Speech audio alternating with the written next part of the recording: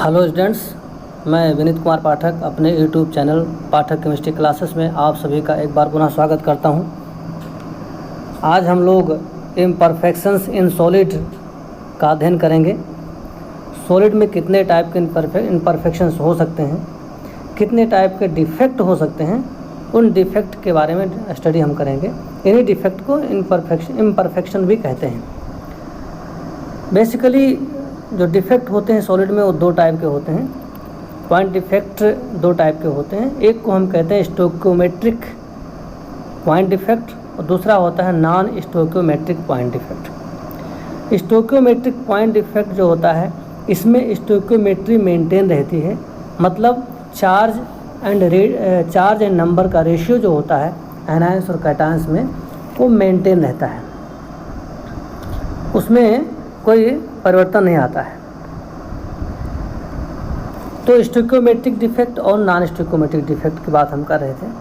जबकि non stoichiometric defect में charge का रेशियो और नंबर ऑफ कांस्टिट्यूएंट पार्टिकल आयंस का रेशियो ये वेरी करता है। तो इस प्रकार से अगर कहा जाए तो पॉइंट डिफेक्ट दो टाइप का है, stoichiometric defect and non stoichiometric defect. Stoichiometric defect basically अगर देखा जाए तो दो टाइप का होता है। एक को हम कहते हैं वैकेंसी डिफेक्ट और दूसरे को हम कहते हैं इंटरस्टाइशियल डिफेक्ट। यहाँ पर हम पिक्चर में एक ही दिखा पाएँ। एक होता है वैकेंसी डिफेक्ट और दूसरा होता है इंटरस्टाइशियल डिफेक्ट। ये दो डिफेक्ट होते हैं। अब वैकेंसी डिफेक्ट क्या होता है? वैकेंसी डिफेक्ट ऐसा डिफेक्ट है जिसमें क्रिस्टल लैटिस के अंदर का कुछ लैटिस पॉइंट गायब होता है, कुछ लैटिस पॉइंट मिस्ड होता है।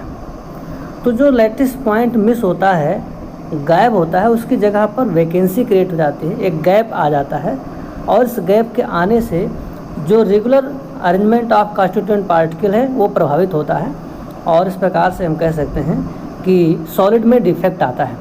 तो अगर किसी क्रिस्टल लैटिस में कुछ कांस्टिट्यूएंट पार्टिकल के मिस्ड होने की वजह से अगर डिफेक्ट आता है तो ऐसे डिफेक्ट को हम वैकेंसी डिफेक्ट कहते हैं।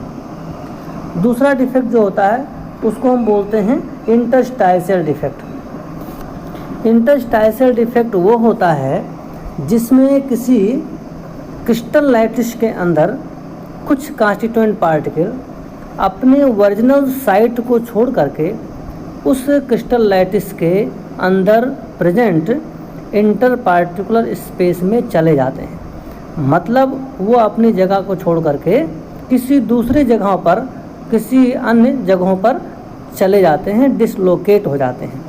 और इस प्रकार से कांस्टिट्यूएंट पार्टिकल जब अपनी ओरिजिनल साइट को छोड़ता है और इंटरस्टाइशियल स्पेस में चला जाता है तो इस वजह से भी यहाँ पर जो लैटिस पॉइंट हैं उनका जो रेगुलर अरेंजमेंट है वो प्रभावित होता है और जो आर्डर है, जो लॉन्ग रेंज आर्डर की बात हम करते हैं क्रिस्टल लैटिस में, वो प्रभावित होता है और इस प्रकार के डिफेक्ट को हम कहते हैं इंटरस्टाइशियल डिफेक्ट। अब हम कुछ और डिफेक्ट की बात करेंगे। यहाँ पर हमने एग्जांपल दिया है स्कॉटकी डिफेक्ट और फ्रैंकल डिफेक्ट की बात की।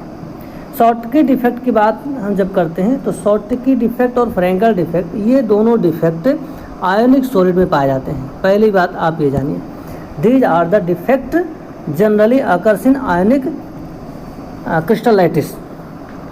अब शॉटकी डिफेक्ट के अंदर होता यह है कि इसमें कुछ कांस्टिट्यूएंट आयंस ये जो होते हैं लैटिस साइड से मिस्ड हो जाते हैं, लैटिस साइड से बाहर चले जाते हैं।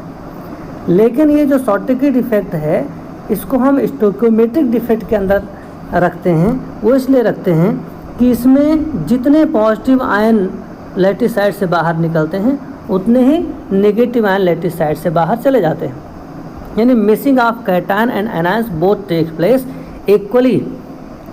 और इस वजह से ऐसे क्रिस्टल लैटिस में जो इलेक्ट्रिकल न्यूट्रलिटी होती है वो मेंटेन रहती है, क्योंकि एक पॉजिटिव आयन निकल गया तो एक नेगेटिव आयन भी निकल जाता है। इस वजह से जो बनने वाला जो डिफेक्टेड क्रिस्टल लैटिस होगा उसके अंदर इलेक्ट्रिकल न्यूट्रलिटी पर कोई इफेक्ट नहीं पड़ेगा, इलेक्ट्रिकल न्यूट्रलिटी बनी रहेगी। लेकिन इस डिफेक्ट में डेंसिटी डिक्रीज हो जाती है। डेंसिटी डिक्रीज इसलिए हो जाती है क्योंकि इसमें कुछ कांस्टिट्यूएंट पार्टिकल लैटिस साइड से बाहर चले जाते हैं, क्रिस्टल लैटिस से बाहर चले जाते हैं। तो due to missing of some positive and negative ions in equal numbers the density in case of Schottky defect decreases. ये एक बहुत इंपॉर्टेंट पॉइंट है। अब शॉर्टकी डिफेक्ट में कुछ लैटिस पॉइंट क्रिस्टल लैटिस से बाहर चले जाते हैं।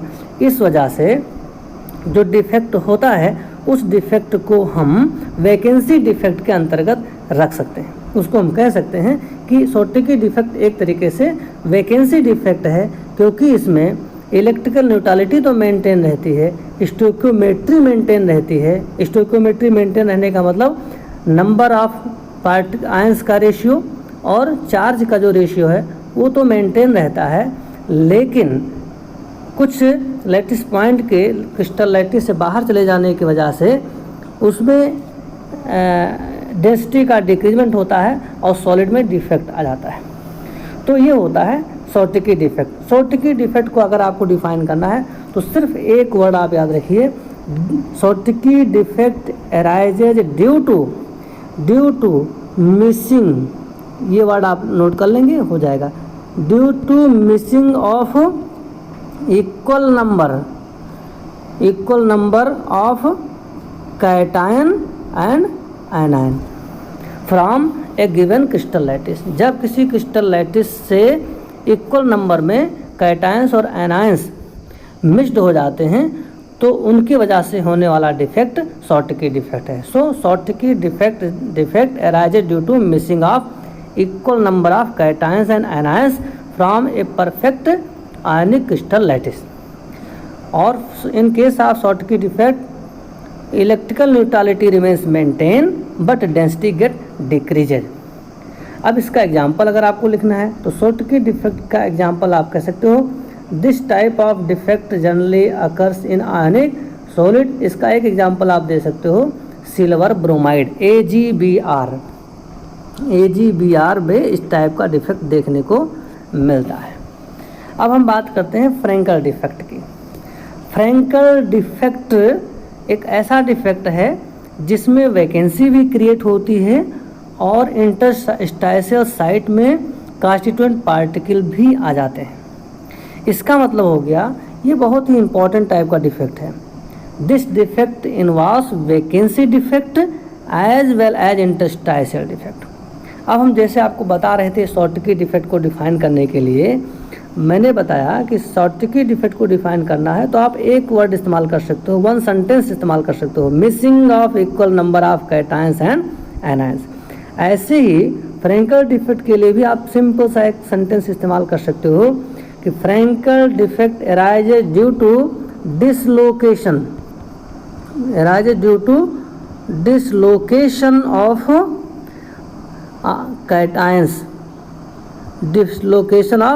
Cations in the crystal lattice.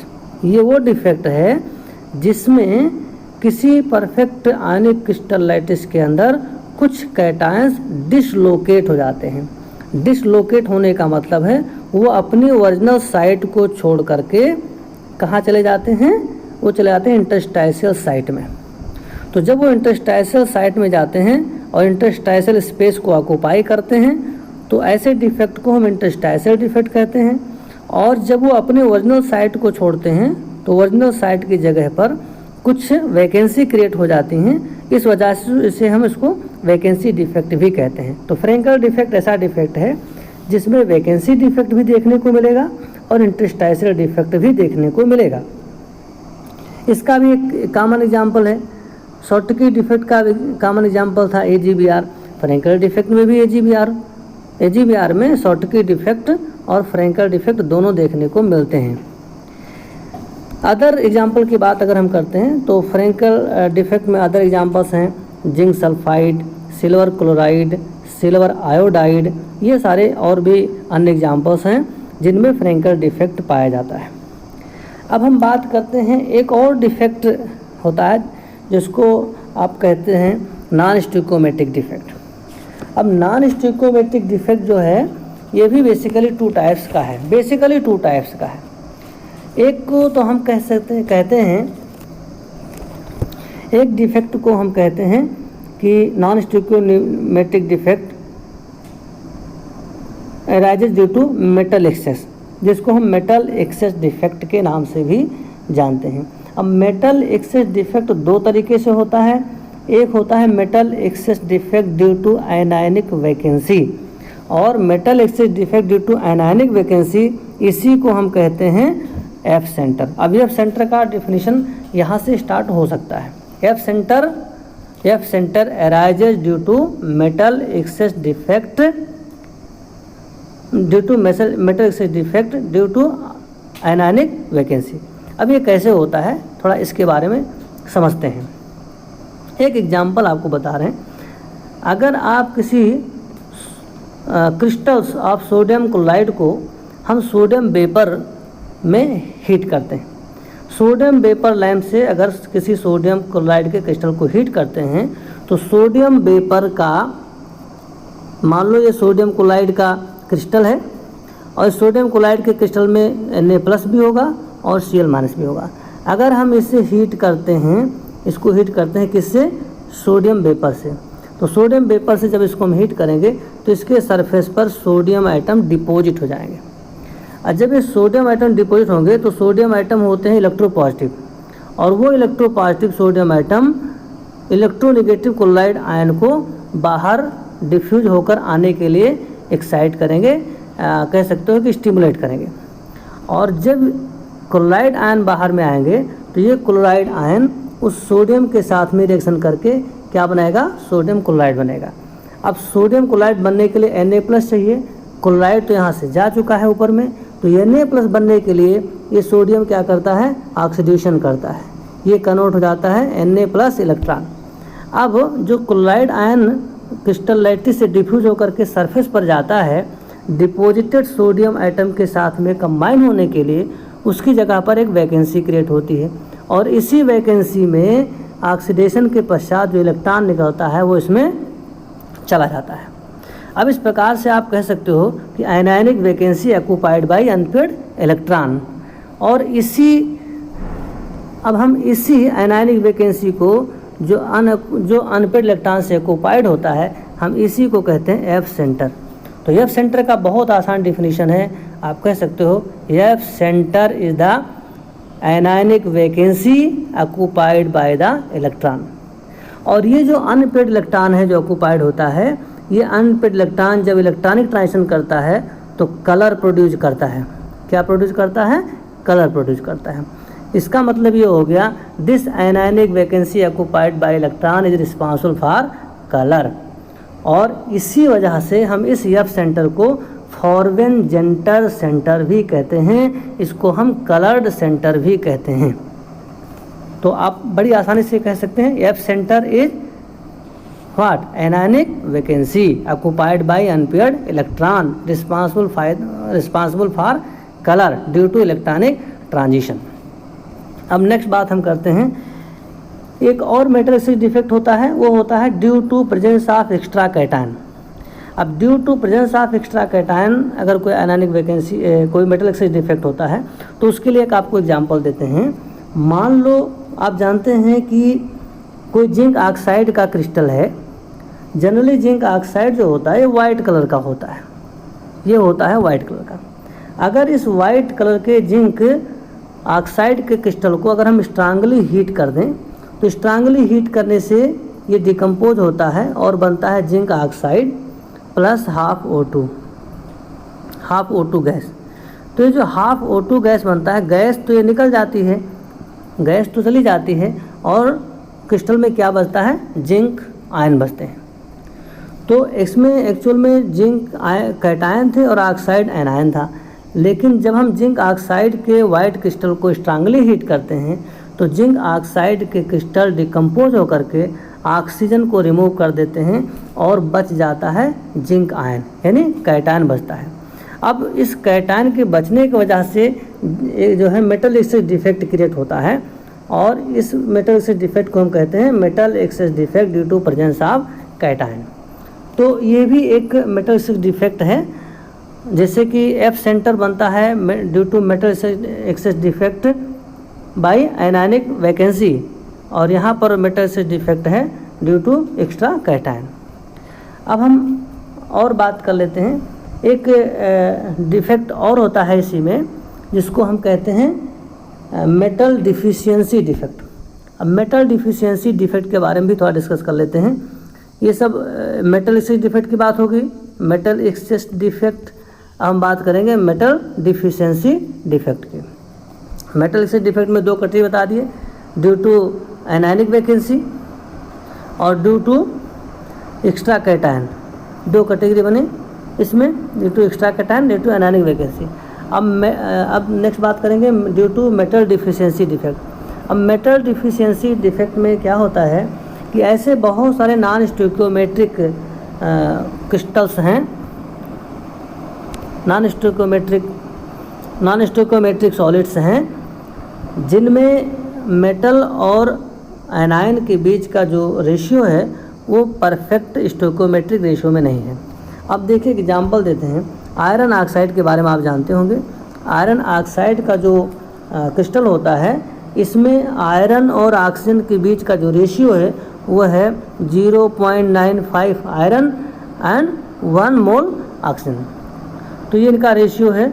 तो यहाँ पर देखेंगे 1:1 का रेशियो नहीं बनता है कैटायन और आयनाइन के बीच, बल्कि क्या बनता है, यहाँ रेशियो बनता है 0.95:1 का। तो यहाँ पर स्टोइकियोमेट्री मेंटेन नहीं रहती, और इस प्रकार के डिफेक्ट को हम कहते हैं मेटल डिफिशियंसी डिफेक्ट, क्योंकि इसमें मेटल का परसेंटेज नेगेटिव आयन की कंपेरिजन में, आयन की कंपेरिजन में कम होता है। अब हम एक डिफेक्ट और बात कर लेते हैं इसी समय, और वो डिफेक्ट बहुत इंपॉर्टेंट है। उस डिफेक्ट को कहते हैं हम डिफेक्ट बाय डोपिंग। डोपिंग का मतलब होता है, doping means addition of impurity in the semiconductor to enhance its conductivity. ऐसे बहुत सारे सेमीकंडक्टर हैं जिसकी कंडक्टिविटी को हम बढ़ा सकते हैं by the process of doping. तो डोपिंग में क्या होता है, अब हम यहाँ पर एक आपको पिक्चर दिखाना चाहेंगे, जिसमें पहले हमने जितने डिफेक्ट को एक्सप्लेन किया है वो सब एक ही पिक्चर में आ रहे हैं। तो उनको देखिए, ये देखिए, यहाँ पर आप देखेंगे सभी डिफेक्ट के बारे में बात किया गया है। इंटरस्टाइशियल डिफेक्ट है, शॉर्टकी डिफेक्ट है, फ्रैंकल डिफेक्ट है, एफ सेंटर है, हैं। अब हम यहीं पर बात करेंगे, ये देखिए ये हो गया डिफेक्ट है। यहाँ एक वर्ड और लिखा गया है, मैंने लिखा है, उसको देखिए, इसके बाद डिस्कस करना भूल गए, अभी हम कर रहे हैं। इस डिफेक्ट में जब हम आप पढ़ रहे थे कि दो टाइप का डिफेक्ट है, स्टोइकियोमेट्रिक डिफेक्ट और एक होता है नॉन स्टोइकियोमेट्रिक डिफेक्ट। एक डिफेक्ट और है, तीसरा कैटेगरी है, उस डिफेक्ट को हम कहते हैं इम्प्योरिटी डिफेक्ट। क्या नाम है? Impurity defect. Impurity defect. अब ये इम्प्योरिटी डिफेक्ट क्या है और डोपिंग और इम्प्योरिटी डिफेक्ट में डिफरेंस क्या है, अगर ये जानना है तो बहुत आसानी से आपको हम बता रहे हैं। देखिए, अगर हम कोई परफेक्ट सोडियम क्लोराइड क्रिस्टल लेते हैं और उस परफेक्ट सोडियम क्लोराइड क्रिस्टल में अगर स्ट्रांशियम क्लोराइड नाम की अगर थोड़ी बहुत इम्प्योरिटी मिला दी जाए, तो आप जानते हैं कि स्ट्रांशियम का जो वैलेंसी होता है 2+ है, सोडियम की वैलेंसी होता है 1+। तो अगर हम स्ट्रांशियम क्लोराइड को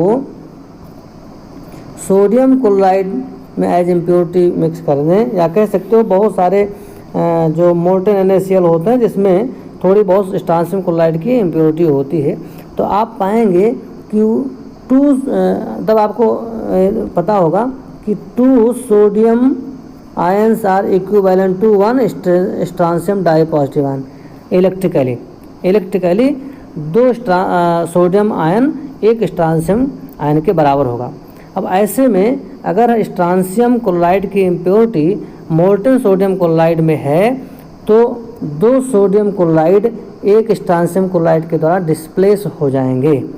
अब 2 सोडियम आयन डिस्प्लेस होंगे तो 2 वैकेंसी क्रिएट होगी, लेकिन इसमें कितने स्ट्रांशियम आयन आ रहे हैं? 1 स्ट्रांशियम आयन आ रहे हैं। तो इन दोनों वैकेंसी में से कोई एक वैकेंसी पर ये स्ट्रांशियम आयन आ जाएगा और दूसरी वैकेंसी ऐसे ही बची रहेगी, खाली पड़ी रहेगी।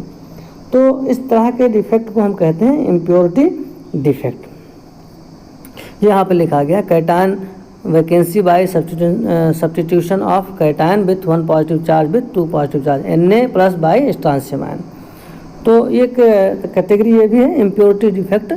It has been found that in the molten NaCl which contains a little amount of strontium chloride crystallizes out, then it has been found that 2 sodium ions get replaced by 1 strontium dipositive ion, and because 2 sodium ions when get replaced, then they will leave 2 cationic vacancies. Out of these 2 cationic vacancies, 1 cationic vacancy will be occupied by 1 strontium ion, strontium dipositive ion, and other cationic vacancy left behind, and because of that a defect arises. That defect is called impurity defect. अब हम बात कर रहे थे यहाँ पर doping की बात कर रहे थे, तो डोपिंग के बारे में हम बात करेंगे। डोपिंग में आप एक परफेक्ट सेमीकंडक्टर की बात कर लेते हैं सबसे पहले। तो suppose that silicon is perfect semiconductor. अब इस सिलिकॉन सेमीकंडक्टर में आप देखेंगे तो सिलिकॉन के चारों तरफ 4 वैलेंस इलेक्ट्रॉन हैं, और सभी वैलेंस इलेक्ट्रॉन अपने पड़ोस के जो सिलिकॉन एटम्स हैं उनसे बॉन्डेड हैं by the sharing of 1 electrons. अब ये जो सिलिकॉन है 14 ग्रुप में आता है, इसके वैलेंस शेल में 4 इलेक्ट्रॉन्स होते हैं। अब अगर हम इस सिलिकॉन में कोई 4 से ज़्यादा वैलेंस इलेक्ट्रॉन रखने वाले किसी एलिमेंट को ऐड कर देते हैं, तो ऐड करने से क्या होगा, जैसे कि हम 15 ग्रुप के एलिमेंट को ऐड कर रहे हैं, आप आर्सेनिक को ऐड कर रहे हैं। अगर हम आर्सेनिक एलिमेंट को सिलिकॉन के परफेक्ट सेमीकंडक्टर में ऐड कर देते हैं, तो जो 4 वैलेंस इलेक्ट्रॉन होंगे out of 5 of arsenic element, they will form 4 covalent bonds with 4 neighbouring silicon atoms, और एक जो एक्स्ट्रा इसका इलेक्ट्रॉन होगा वो एक्स्ट्रा वैलेंस इलेक्ट्रॉन इंटरस्टाइशियल साइट में चला जाएगा। और इलेक्ट्रॉन पर आप जानते हैं नेगेटिव चार्ज होता है, और इस नेगेटिव चार्ज अनपेड इलेक्ट्रॉन का इंटरस्टाइशियल साइट में आना, ये जो है एक कारण बनता है कंडक्टिविटी को इंक्रीज करने का। और नेगेटिव इलेक्ट्रॉन एक्सेस होने की वजह से कंडक्टिविटी बढ़ता है, इसलिए हम इस प्रकार के डोपिंग से बनने वाले सेमीकंडक्टर को एन टाइप सेमीकंडक्टर कहते हैं। इसका नाम होता है एन टाइप सेमीकंडक्टर। मतलब ये हो गया, if we add 15 group impurity into 14 group semiconductor like silicon, then there will be 1 valence electron extra that will occupy interstitial site of the crystal lattice, and this extra electron bears negative charge, and due to presence of this negatively charged extra valence electron, conductivity of semiconductor get increased, and this type of resulting semiconductors are called n type semiconductor. अब हम बात करते हैं p type semiconductor में। p type के semiconductor में अगर हम उसी 14 ग्रुप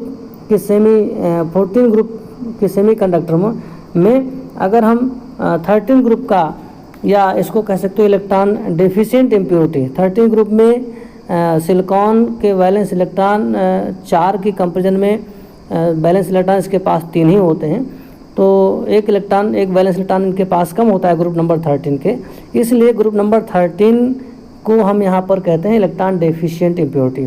जबकि इसके पहले हम जब बात करते हैं आर्सेनिक के केस में, तो आर्सेनिक के पास 5 वैलेंस इलेक्ट्रॉन होते हैं, और सिलिकॉन जो परफेक्ट सेमीकंडक्टर था उसमें 4 वैलेंस इलेक्ट्रॉन होते हैं।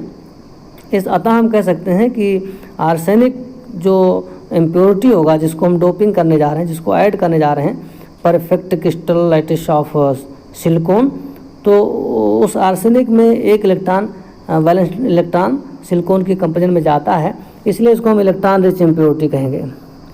इलेक्ट्रॉन रिच इम्प्योरिटी 15 ग्रुप के इम्प्योरिटीज हैं, और इलेक्ट्रॉन डेफिशिएंट इम्प्योरिटी ये हमारे जो है ग्रुप नंबर 13 के इम्प्योरिटीज़ हैं। तो जब हम ग्रुप नंबर 13 के इम्प्योरिटीज़ को, ग्रुप नंबर 13 के एलिमेंट्स को, जैसे कि बोरान है इसको अगर हम ग्रुप नंबर 14 के सेमीकंडक्टर में डालते हैं जैसा कि सिलिकॉन में, तो बोरान के पास केवल 3 वैलेंस इलेक्ट्रॉन होते हैं, जबकि सिलिकॉन के पास 4 वैलेंस इलेक्ट्रॉन था। इसलिए out of 4 bonding only 3 bond will be formed by boron with the nearest silicon atom and 1 electron remains unpaired. That will be the electron of neighboring silicon atom. तो इस वजह से यहाँ पर एक वैकेंसी क्रिएट हो जाएगी, एक रिक्त स्थान रहेगा, एक इलेक्ट्रॉन की कमी हो जाएगी।